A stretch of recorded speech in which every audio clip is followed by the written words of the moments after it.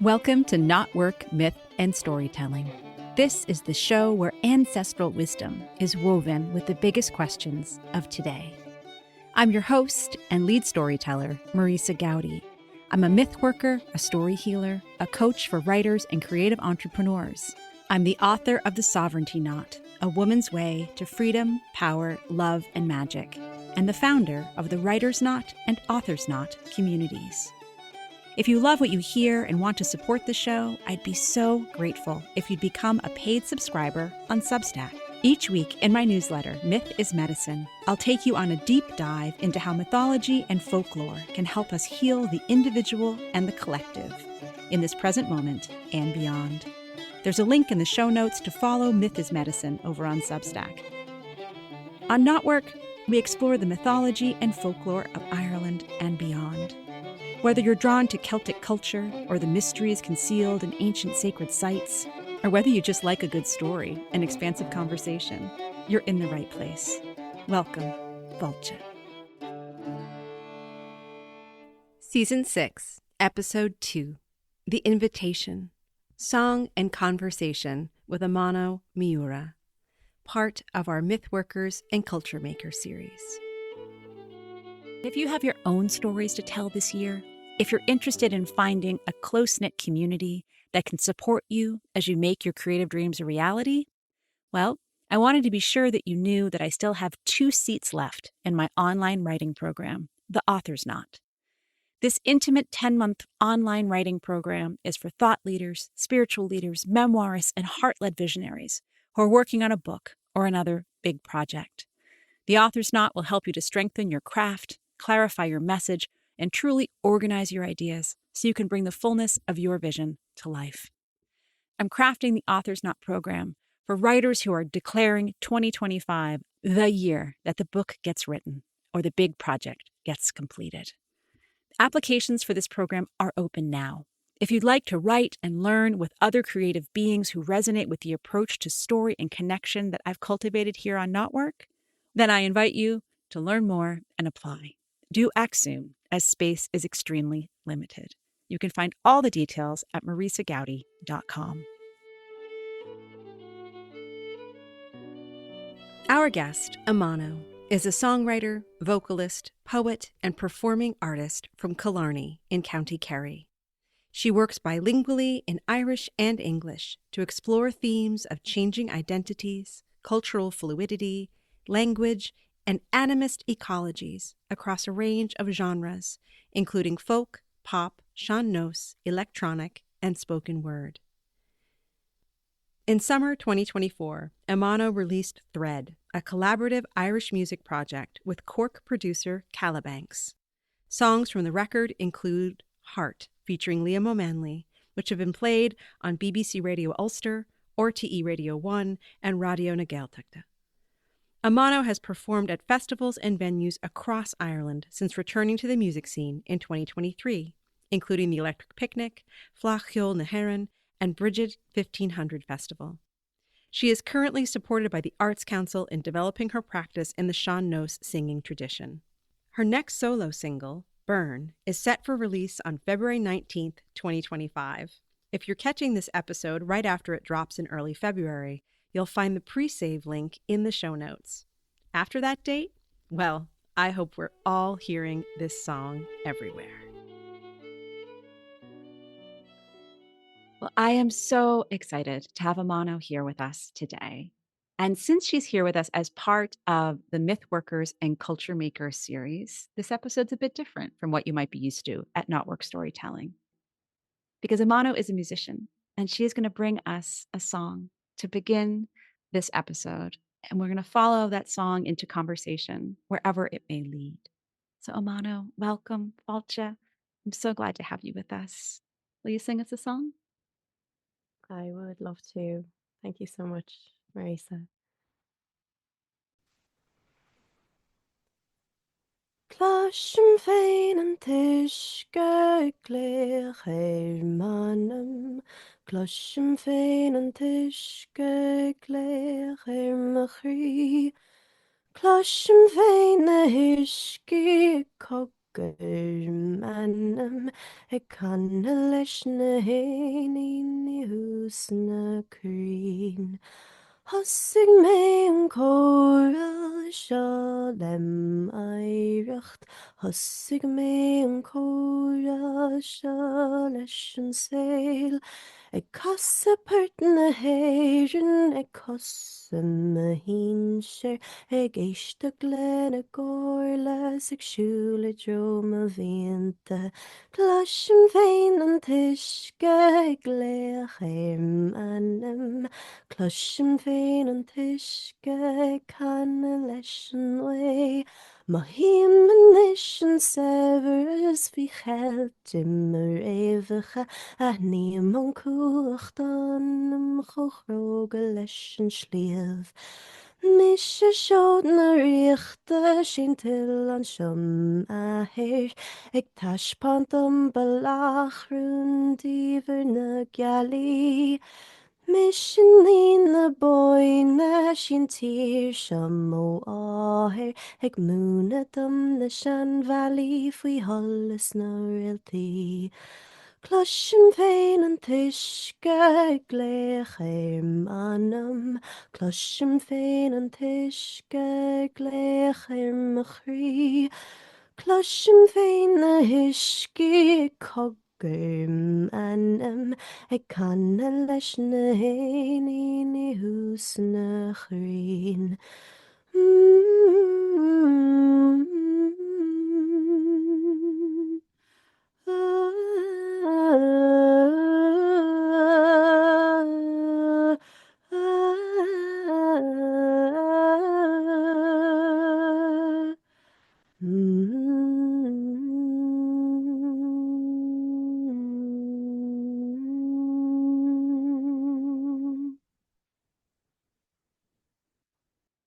Thank you. Níl buchas. Gur míle mágad, Marisa. Thank you. Oh, wow. So you just took us on a journey that perhaps many of us who are not Irish speakers could not even begin to name. It takes us into that sacred wordless place. But will you tell us a little bit about that song? Of course. Thanks for giving me the space to share it so vulnerably like that without any accompaniment or sight for your listeners. This is a song that came to me from a little stream in a place called Dalgan, and the stream is called the Skane. Mm.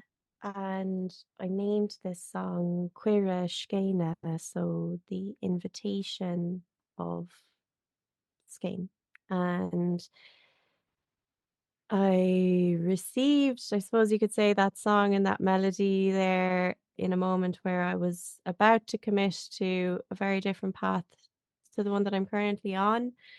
I was pursuing masters and a life in academia and the heritage museums industry, and I was experiencing at the same time very, very, very loud communication in many different guises, from personal breakdowns and breakthroughs to remembrance of music I'd learned as a child, to receiving new music and words like this, and beginning to notice place names, Irish language, terminologies in a much deeper and textured way. It was a really strange and beautiful moment of, I think, a death and a rebirth for me personally, just on the outskirts of my Saturn return beginning. So that would have been at this stage almost 2 years ago. I think I would have received this in May 2023. And it's a simple song. Clushim féin an tuisce ag gléach manam. I hear the water calling my soul.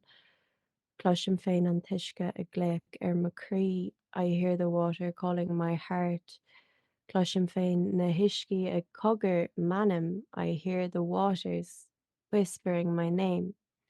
Ag canna leis na héanaine who's na crean singing with the birds up in the trees. And it goes on to acknowledge that I'm in conversation with my heritage, that I'm in conversation with the universe, that I'm singing the songs of this land at the feet of my ancestors and beginning to listen to their advice, guiding me towards my purpose.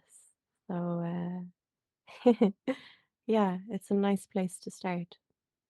It is. You just wove together for us the cosmic and the intimate in such a complex way that it also brings us down to the simplicity of it in certain ways. I love that you began with the way that you received this song.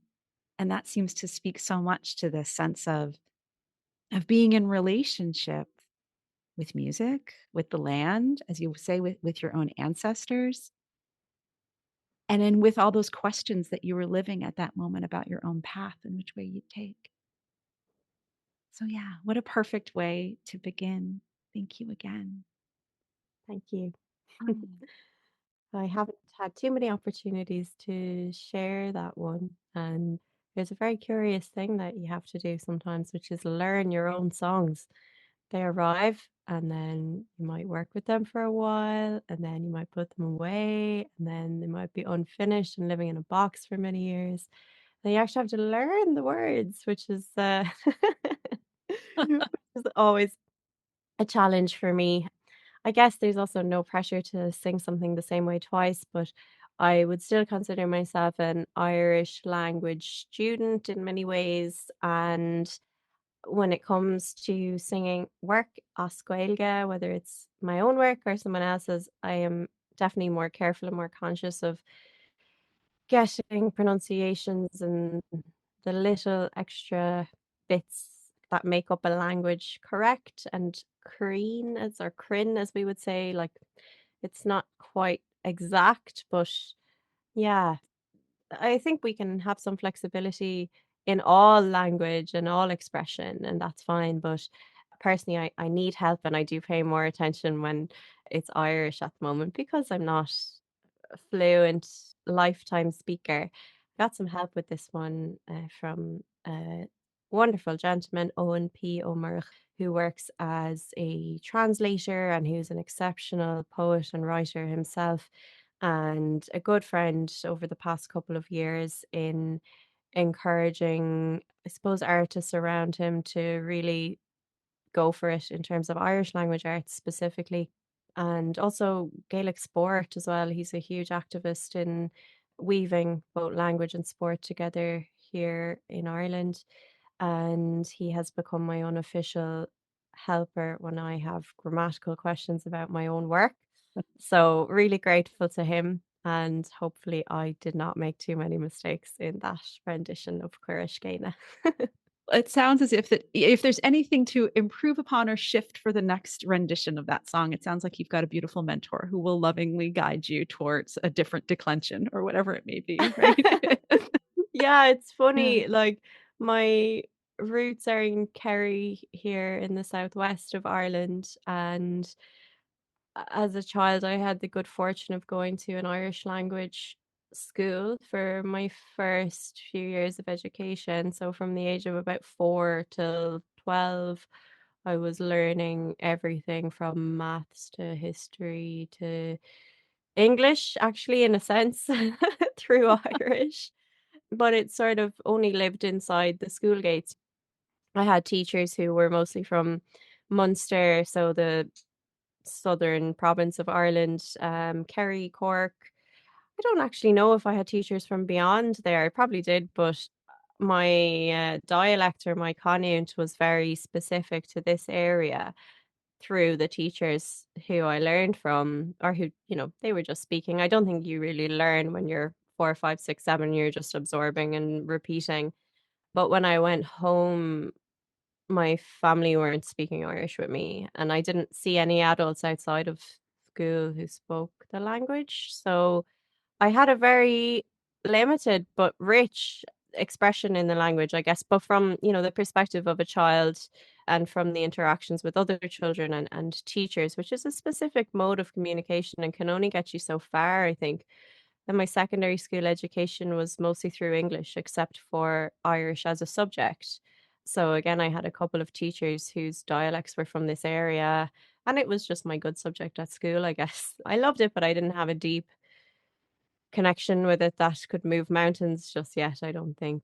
And yeah, I didn't spend a huge amount of time thinking about the language until later on in my 20s. But I say all this because in the past 2 years, I've really begun to deepen working with the language and trying to improve and trying to become more fluent. But with that, I think I'm actually confused myself because I'm speaking to so many people from different parts of the country whose dialects are truly different to mine and whose accents and phraseology and terminology and everything are a whole world in and of themselves. So Mhm. I've actually probably lost something of my certainty.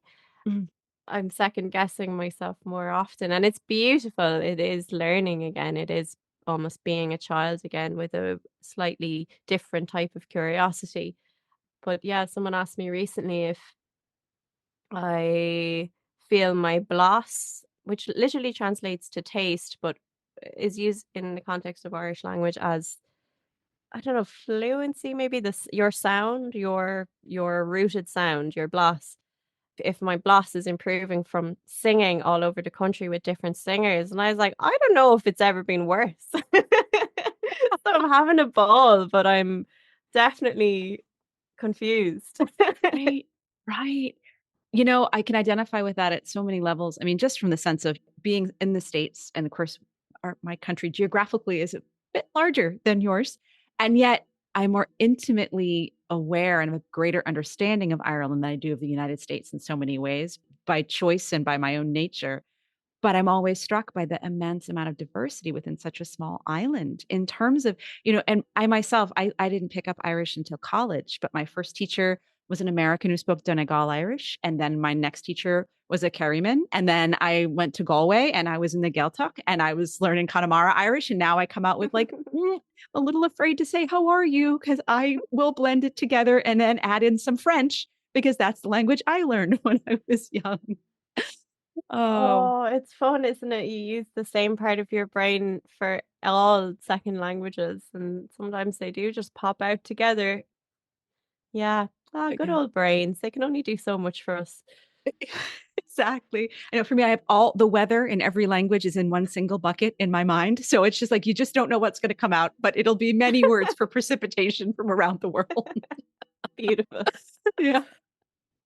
Yeah, I just on that many buckets for you have one bucket in your brain for precipitation in lots of different languages. I think that's really beautiful, and it's something that I'm trying to incorporate into my work more consciously, is the fact that we are living in a really immensely global moment, and each and every one of us are exposed to languages and turns of phrase and words here and there, and even concepts borrowed and shared from so many more cultures than were previously imaginable to, say, our parents or grandparents, even in such a short space of time. And I think sometimes, of course, it's important to research and respect where you're borrowing ideas and words from, but there's also just, I think, sometimes too much self-consciousness of, can I mix this or can I put this here? Do I have to be in some way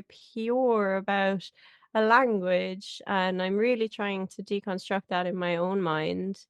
I know there's a lot of post-colonial scholars who are working on vernacular writing and trying to extract themselves from the confines of proper English, for example, or proper Spanish. Irish also went through a period of standardization in the 50s, 60s, which did a lot of damage. It probably had to happen to have a cohesive education system, to bring Irish into things like academia. but you lose a lot as well. So I think having flexibility and not getting too freaked out about switching languages or moods or different formalities within language is really freeing and something that I'm trying to do more of in my own work. Yes, it's such a rich and dangerous feeling conversation, right? To talk about when there's a sacred reverence in the blending and the calling together, that sense of the fucha of different traditions being interwoven. And then also that time when, is it to be a magpie and to steal away all the riches and make some, I don't know, unholy clutter of different traditions. And I think it's just something we need to keep talking about and discussing with compassion and with an open mind that says, at what part is it another form of creativity? Because something you named too, it's like, well, of course there's one bucket for precipitation because it's just simply what comes from earth itself. It comes from nature. Like the fact that we have labeled the rain and the snow with all of these different words is this beautiful human culture making thing we've done. And we're all talking about one thing, like the element of water and her universality and all of her versatility. So thank you for just giving us a moment to just wonder about the elements and the languages we place upon them. Thank you. From your story about being by the stream, right? I mean, this is what comes through, right? That's so beautiful. Thank you. Oh, Yeah. gonna be mulling over that one for a while. Well, oh gosh, there's so many ways we could go here. But since we started off with the Irish language, I would wonder if you want to talk a little bit about your work with sean-nós singing. Your biography is so broad, and I hope we can touch on different parts of the work that you've done and all the changes you've gone through. But since we've started with the Irish language in such a clear way here, I wonder if we could continue that thread a little bit more and you could tell us about it. And also, of course, knowing that thread has been an important word for you in your own creative work in the last year. So maybe we could explore those a little bit. Lovely. Thank you so much. Sean-nós is a funny word. It means old way. And of course, there was a time when the old way was not so old. So it's a word that was first used in the 1940s when more competitive and state structured arts codification was being set up here in the new Republic of Ireland. And at the time, there was a movement to revive different aspects of an imagined Gaelic culture, the fragments, the remnants of what it is to be Irish following over 650 years of pretty brutal at times colonial occupation and repression of cultural expression. And so there was a decision made that certain types of singing would be sean-nós. It's not a word that every singer of the Irish language who sings in what you might call that style really relates to or owns, but I think at this stage we know what is and maybe what is not sean-nós. But I think it's quite a blurred line and I don't like to get too caught up on it. I guess for me, it's become an important part of my life because it's considered a traditional art form. So in 2023, I was one of the recipients of the bursary in traditional arts, where I proposed to have a look at how a person like me who doesn't have heritage roots in the tradition, as in I haven't been immersed, say, in the tradition since I was born. I haven't been born into a family of song carriers, but I have a deep love for the tradition, how I could go about my own immersion in it. I think, in a sense, it was my own exercise in ridding me of imposter syndrome and really going for this work that I know I love and that I know I have some aptitude for, but it became a really wonderful adventure. But the bones of it really are that I grew up, like I said, I went to an Irish language speaking school. I had a couple of teachers who would play us maybe some CDs that had music of the sean-nós style on them. And they were very dear to me, but I didn't really know why. They were just the songs I learned at school. as a teenager, it was sort of similar. I sang a couple of those songs for assessment purposes. When music was a subject, I gave some of those songs a go. I was good at singing them. My Irish, I always felt, sounded better when I was singing, even more so than when I was speaking. And I guess some of the songs we learn in school just remain ingrained in us forever, even if we don't ever sing again. So when I realized I wanted to be a singer again after about an 8-year absence from the music world, those were the first songs that started to come back to me. It's almost like waking up after a really long hibernation. The most familiar or elemental things tend to come back first, whether that's physically or the things that you're thinking or talking about. And those sean-nós songs that I'd learned in school were really at the tip of my tongue, quite literally. So I think they woke me up. And within a very short space of time, I said, wow, I need to do something with this. I also received beautiful feedback from people in my environment who were hearing me sing these songs and who felt that I should learn more and just pursue it. So that's what motivated me to seek the funding. And it was really amazing to get that support from the Arts Council of Ireland. And yeah, that has afforded me the opportunity to head off around the country. I've had 5 master classes with sean-nós singers from different parts of Ireland, of different backgrounds, different age groups, men and women, who I really admire and who I had been a fan of already. And, sit down for 3 hours and sing together and receive songs from them. I guess most singers in the tradition would have received songs in that natural, organic, face to face way as children. So for me, I was having that experience at 28. And of course, I came with a lot more questions and a lot more self consciousness and my little Zoom microphone and my notebook and all of my worries. But it's been amazing. And I've not only learned songs and learned about people's different opinions and the diversity within the tradition, but I've made friends as well, I would say, through this music. And I'm only at the beginning, but it has already informed my other work in more contemporary art styles, and I think it will continue to support me throughout my life because traditional song is a common thread. Here we go.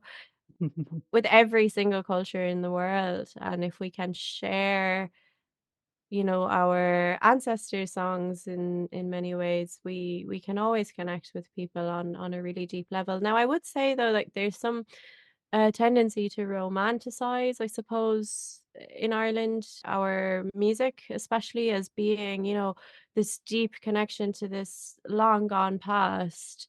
But most of our lyrics and songs are no older than, the 16th, 17th, 18th century at an absolute maximum. The majority of them are coming from the 19th and 20th centuries, and there are recent ancestors who really had to do a huge amount to cling on to their songs and traditions in difficult circumstances. And yeah, I think sometimes we can have almost pop cultural fascination with, wow, it's so ancient, but I don't think Mhm. that's an appropriate word to use when it comes to sean-nós. Perhaps there's remnants of an ancient singing tradition within it, but we simply don't know, and we're interpreting and reimagining all the time. And that's how you know a tradition is alive, actually, if it's changing, if it's allowed to grow, if it's allowed to innovate. And I think we're at a really exciting time in Ireland now where it's safe to do so. And we have this heritage, we have a fractured heritage, but we are growing richer in that by the day. Oh, Amano, there's so much in what you just said. And this just like it's like the monologue that springs a thousand ships. I just want to begin with that. Just thank you for naming the urge we have to root things in the ancient in that word, because there's that sort of gauzy fabulousness to that. And of course, myself having a project that's about storytelling that really is meant in its original imagined form. This podcast itself was around mythology and maybe some folklore to kind of to enrich things. And in my own process, I've learned so much in terms of how I use the word ancient and what I'm really naming. And I've continually discover how in many ways not much is lost when it's an acknowledgement of actually somebody made that up, whether it was 50 years ago or 100 or 300. That's a new tradition that was laid on top of the crumbling of an old foundation because we had to guess what might have been there. And so I just really appreciate that chance to sort of sit with the sense of like, oh, right, we should be aware of ancient and whether or not that is the right terminology to use. Never mind if we want to get all academic and that should be, what is it, 2000 years ago when ancient becomes a word we're even supposed to use. I'm not even certain. That was not my area of scholarly expertise. But I just so appreciate that sense of, even for myself and how I talk about this series being about myth work and culture making, like it's not necessarily ancient mythology we're working on. It's the new mythologies we're creating and consciously taking all these different traditions and urges, because that's the other thing that I just so value in you and the way you express things is you really come from your own human introspection and vulnerabilities. Like to hear that you've embarked on this project in part because you were really reckoning with a sense of imposter syndrome. It's just like, thank you for naming that. I think so many of us who fall in love with traditions that feel as if we don't have that immediate, yes, my granny passed this on to me. We struggle with that and it can silence us. And you've just offered us such a rich alternative to what it's like to really walk into a tradition with questions and trepidation and wonder and curiosity and a desire to make something new. So thank you so much. Thank you so much as well, Marisa, for that reflection. That's really precious to hear that echoed back. It's interesting for me, the responses that I got from some of the elders that I reached out to, or people I would consider elders, say in the tradition, were almost confused. Like, what can I teach you? Like, I'm looking at them on a pedestal saying, this person has such a rich store of songs and they're incredible and they're celebrated and they're magnificent. And then you get in touch and they're like, that project sounds lovely, but I'm not sure what I can give you. I think everybody actually questions their own richness or value, or, we don't tend to use those type of words about ourselves all the time, especially in relation to our everyday work, which singing might be for some of these individuals who I've had the chance to meet. And for the most part, they have expressed their own gratitude that somebody would kind of go out of their way to ask the questions or to try and go about learning a tradition from the roots up. But of course, like, that's a privilege. Not everyone's going to get a few €1,000 off the Arts Council to go pay their heroes and, take personal time to learn songs. It's a really deep privilege, and I'm really happy to be able to talk about it because I think the fruits of it have to be opening that conversation about the fact that there are so many of us. Like, it's more normal, I guess, in the United States to say, yeah, I have roots in all sorts of different places and I don't know how to grab onto any of them. For us in Ireland, I think that's quite new, that there are people like me. I was born in Japan. I moved here as an infant. So I didn't know my Japanese family for most of my life. I'm in an Irish environment, but not quite fitting in. And my family here used to have Irish, but lost the language. And this level of a complicated normalcy is kind of new here.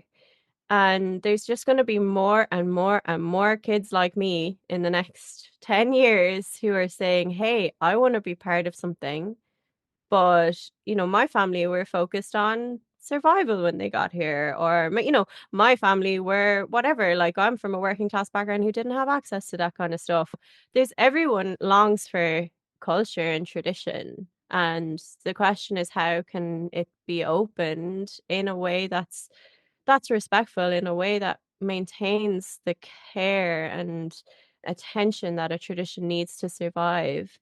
But yeah, in a way that allows it to grow and to blend and to transform, which I think is really what Ireland is doing generally at the moment. We're definitely a culture in our adolescence, I would say, and we're figuring out what we're looking around and realizing there's so many different parts of us, and we're not sure which ones we want to keep, and realizing some of them are pretty sore still. And yeah, it's a really interesting time to be on this island. And I'm glad that I get to play some small role in opening new conversations here instead of just allowing them to rattle around in my own brain forever. Gosh, we could keep talking forever, but I want to name the things I'd love for us to cover in the rest of our time together. And in part, that's, knowing that you had a really powerful 2024. So in addition to doing the sean-nós work, you put out Thread, your EP, and you did some powerful work with the Cailleach. And knowing that we're releasing this in the beginning of 2025, I'd love to also look forward with you as to what is to come. But let's first talk about Thread and what that was like for you to put out into the world. I know there's a lot of Irish language. Is it entirely in the Irish language? It is, It right? is, It yeah. is. And so is your kind of reemergence with music, coming back to this part of yourself, what it was like to put that out into the world? It was so cool. Thread began in 2021, I would say, when I first became friends with a man named Gary McCarthy from Cork. I was studying in Cork at the time. Great city, highly recommend. And yeah, it was COVID times. We were pretty much neighbors, and just I had the good fortune of meeting a fellow artist, even though I wasn't embodying my artistry at the time. But of course, he was aware that I was once long ago in a different lifetime a singer, and his work revolves around empowering youth from various backgrounds to find their voice in music and song and rap. And he extended that knowledge to me in some way. So I think he, on a couple of occasions, managed to get me on the mic and record a little bit of my voice. At that time, it was like drawing blood from a stone, getting me to sing, funnily enough. But anyway, he kept these recordings for a few years. And when I began to re-emerge as an artist, we sort of said, look, will we do some work together finally, now that I'm not hiding behind the curtain anymore while singing? And yeah, it was really a friendship project, encouraging us both to share our gifts, beyond sharing in the immediate service of others, like through youth work, or I was involved in a lot of activism. Why don't we actually say, right, this is a bit more of an egotistical project. It's about us. It's about what we want to say. It's about our work. It's about our friendship. Let's go. There was no timeline or anything on it, but we got 4 songs together in the end with some help from other amazing artists, Liam Ó Maonlaí and Ronan O'Snodig, who I had met a few months earlier, jumped on board as well. And it was really cool. My job was to sing and to write lyrics and to give production notes. And Gary is a phenomenal producer. So it was a dream to work together and to be really honest in the process as well, and be like, I hate that, or I love that. And move forward in that way. It's a opportunity that I will value for the rest of my life. Getting the music out and self-releasing a zero budget project was hard. Promoting it and suddenly being flung into opportunities like doing Irish language interviews on the radio live, and I don't know, interviews for articles and all that kind of stuff. It was amazing, but really challenging without support or advice.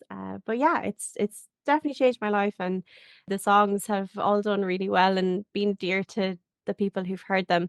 But in a sense, I feel like we only got a soft launch. I feel like we still didn't fully release that work. So who knows if it might have a second wind in 2025. Gorgeous. So then you moved from that, which sounds like a longer term project with its flurry that was still a soft launch. And then you found yourself embodying the Cailleach come Samhain, right? Another surprise that came with with 2024 for you, I think is how you described it. Yeah, you're painting a picture of a rather erratic young artist here, Marisa, and you're right. Like, I'm I've always been really open to experiences, I think, Mhm. generally in life. cultures, the world. I touched on earlier that I wasn't fully rooted because being of like mixed race and mixed cultural background growing up in the 90s and early noughties in Kerry wasn't normal, I guess.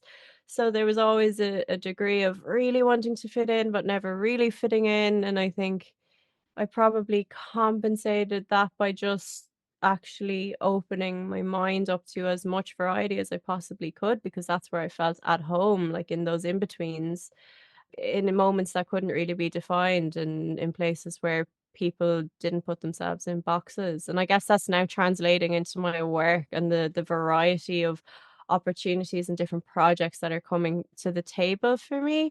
So sometimes I feel a bit self-conscious about it, but ultimately that's just who I am. And when I got an email about potentially riding a giant deer through the streets while embodying the spirit of Oncailloch, I said, sure, yeah, that would be grand. We'll give it a go. But it was an interesting one. I feel I connected with Oncailloch before I really stepped out back onto stage. I had to accept some sort of a death of a former me that was keeping me safe. I was quite physically called to come home to my home place after years of sort of traveling and wandering around. I was asked to really get to grips with simplicity and the winter, the darkness, all of that had to be made beautiful in my own heart. And that was Oncailloch. That's what she represents to me. That's what the archetype of Oncailloch is to me. And I had connected with that before this opportunity came around. So it was very aligned, and it allowed me to explore storytelling for children, storytelling for a street spectacle, which is a different type of stage, a very unpredictable place to be. And yeah, I got to work with Ciara Malachny, who directed the show, and Chris Summers, who sound designed and composed it.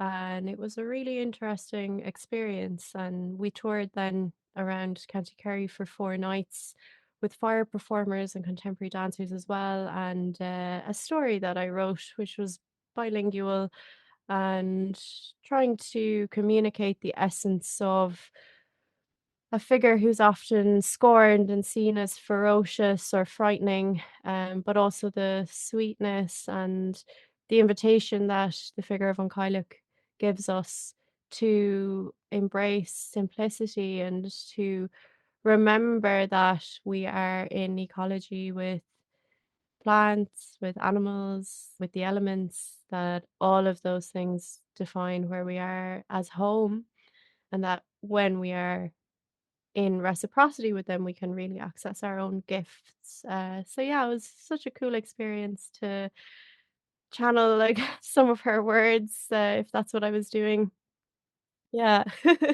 Well, the way you describe who she is to you and what she embodies, which yes, I feel that in my bones. Like, just so you know, like that absolutely is the opposite end of the spectrum from being the wandering artist. Like, I see there's I guess you've had so many different experiences and you seem to be sort of moving from place to place in this really gorgeous set of spiraling that I'm sure at this point there's that sense of having the absolute internal sense of logic of one thing leads to another.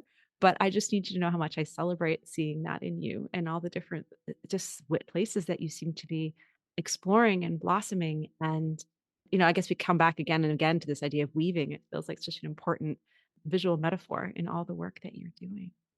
So, wow. Thank you for bringing the Cailleach here too with us into this moment. Thank you. But knowing that we're releasing this right around Imbolc, and you and I happen to both be wearing our Bridget's crosses, that's to mark the moment that our listeners will be in when they hear our voices. So thinking about your own life and work moving from winter into the early spring and beyond, what more is coming for you, do you think? I'm glad that you situated that question in Imbolc. It's a curious thing that Oncailloch is actually a really warm and compassionate mother figure in my imagination, but Bridget has been a really stern teacher. Bridget as a fire element, and almost clearing of muddied waters has been really dynamic and stirring in my imagination and my personal story. And she is a figure of action. And this spring, I will be finally getting to the root of, I suppose, my own voice as a writer. I think a lot of the work that I've discussed with you today has been magical and beautiful and wonderful and collaborative. And it has told stories of archetypes and essences and songs that have been passed down generationally, but it hasn't necessarily been my own unique impasse. And I think that exists in my folk writing, my work as an alternative singer-songwriter, I guess, which is where I started when I was much younger, but that I strayed away from for so many years. And I think that's maybe the biggest hurdle and internal fear barrier that I have to get over is, yeah, opening up the pure individual expression to the world and saying, all right, that's going to get criticized or lauded, or it might not go anywhere, or it might take me to Mars. I don't know where that's going to go for me, and I'm terrified.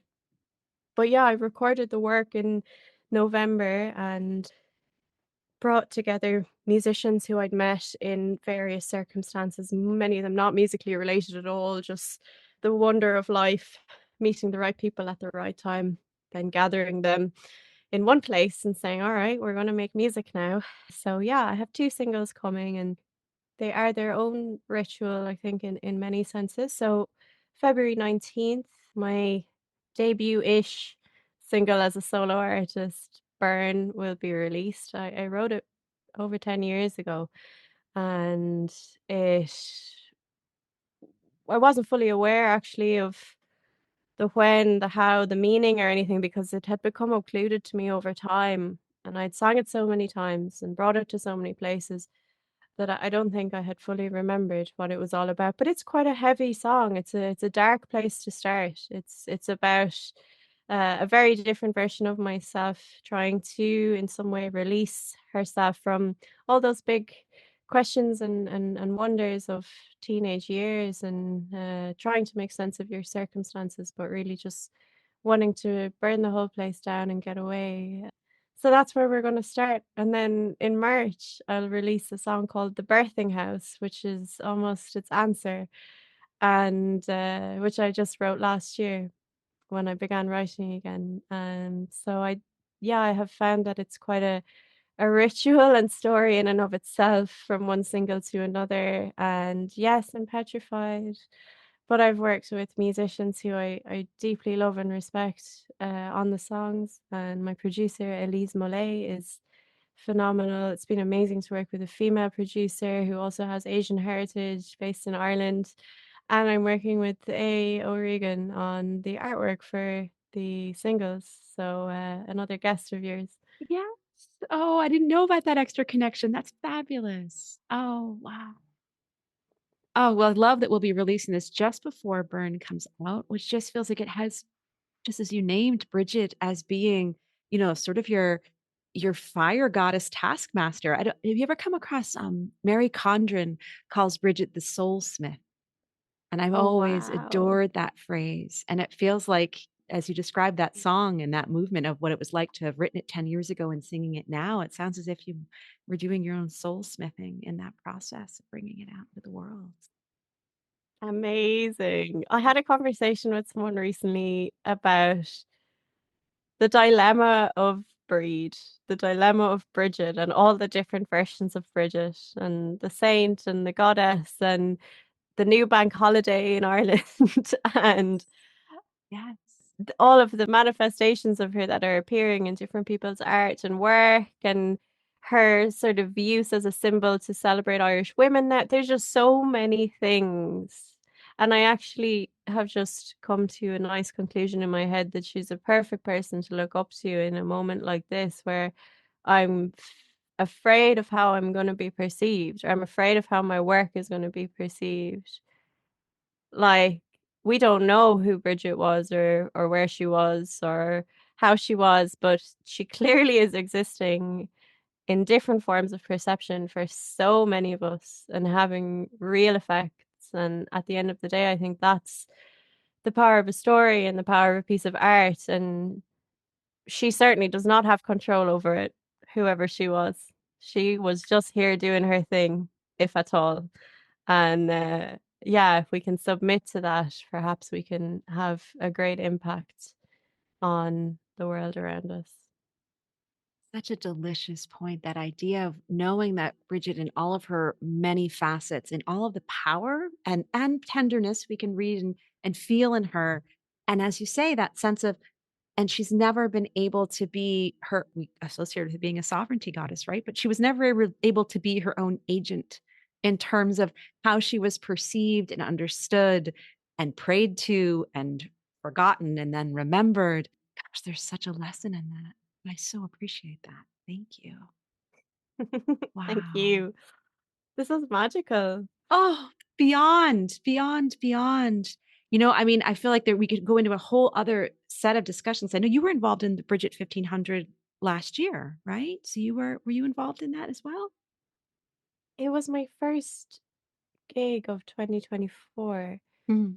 There's a wonderful artist collective run by Maria Johnston called Visionaries, and it was created as an alternative to the confines of gallery spaces and the exclusion of gallery spaces for artists who are working in more of a visionary style visual arts, dealing with mythological themes, etc., whose work maybe hasn't found its place in the commercial art world yet. And Maria invited in performing artists to animate the space on many different occasions. She now works with festivals and sets up this sort of pop-up gallery at various festivals in Ireland, and Bridget 1500 was part of that. So I've had the good fortune of performing in Vision era pop-up galleries on a few occasions now. It was one of the first places where I was really able to try out offering a mixture of, say, spoken word plus sean-nós plus original work to an audience and just see how that goes.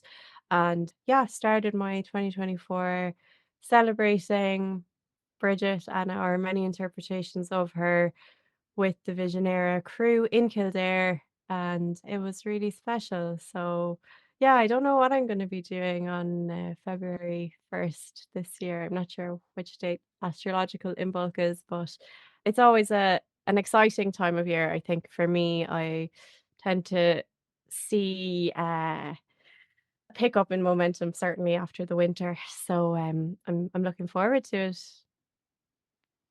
it. I love the idea that at Reed's Festival, you were able to really be in that first weaving of all your different kinds of work and make that sort of debut. So knowing that's looking back a year ago at this point, it just feels like also the perfect place to end our conversation, because it really seems as if it sort of was both your beginning and very much in the middle of your long and gorgeous career. And I'm so excited to see what you make next.